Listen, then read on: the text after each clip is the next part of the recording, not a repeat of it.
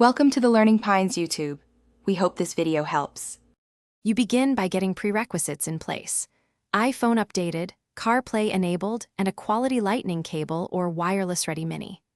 Plug the phone into the USB port labeled with a phone icon.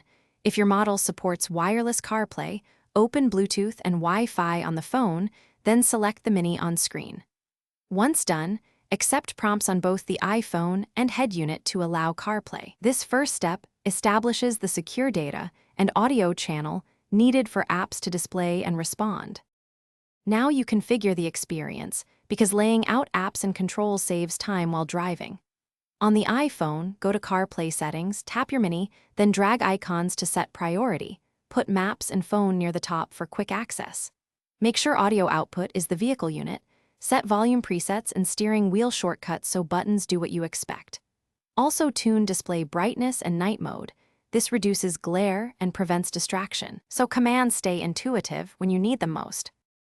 To operate, tap apps on the mini screen or press and hold the voice button to summon Siri for hands-free navigation, calls, or messages.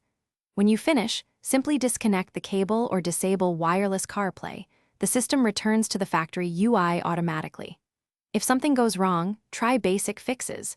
Restart your iPhone, swap the cable, and reboot the infotainment unit.